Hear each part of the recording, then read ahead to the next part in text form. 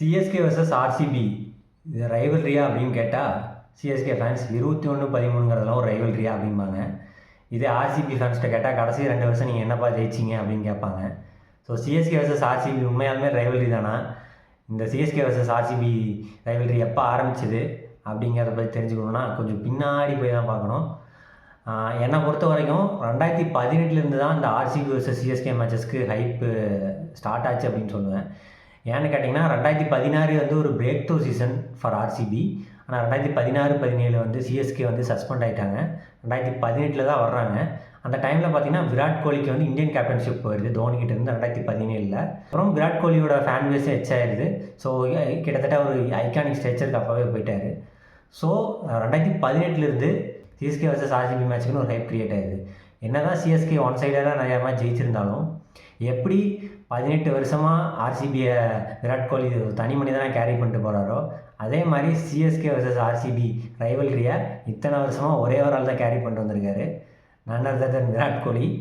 So அதே மாதிரி தான் கேரி ஆச்சு 18, 19, 20 அந்த ஆர்சிபி வர்சஸ் சிஎஸ்கே இருந்து அடுத்த கட்டத்துக்கு போச்சு.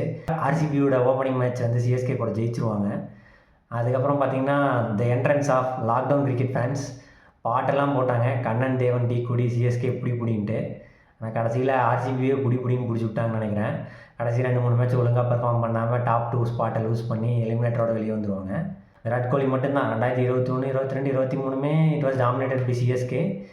ஆனாலும் வருஷம் ஹைப் இருந்துகிட்டே இருக்கும். Not really RCB versus CSK, it was Virat Kohli versus Dhoni அப்படின்னு கூட சொல்லலாம். அவங்க 2 பேர்த்தோட இதனால ஒரு ஹைப் இருந்துகிட்டே இருக்கும். 2024 ஆர்சிபிக்கு ஒரு ஹைப் எச்சாகவே இருந்துச்சு. ஏன்னு கேட்டிங்கன்னா 17வது வருஷம், டிவிலியர்ஸோட நம்பர் வேறு 17. ஸோ 17 இஸ் த சீசன் அப்படின்ட்டு ரொம்ப ஒரு ஹை எக்ஸ்பெக்டேஷன்ஸோட ஆர்சிபி வந்தாங்க. ஆக்சுவலாக அந்த ஃபஸ்ட் ஹாஃப் ஆஃப் த சீசனே வந்து ஒரு மோசமாக தான் போகும். பட் அதுக்கப்புறம் சரியான கம்பேக்கு 5 மேட்ச் ஜெயிச்சு விர்ச்சுவல் குவார்டர் ஃபைனல் சிஎஸ்கே கூட மோதுவாங்க. சிஎஸ்கேவும் இப்படி இந்த மேட்ச் வந்து தோத்தாலும் கொஞ்சம் ரன் கம்மியாக தோத்தா உள்ளே போயிடலாம் அப்படின்னு இருப்பாங்க.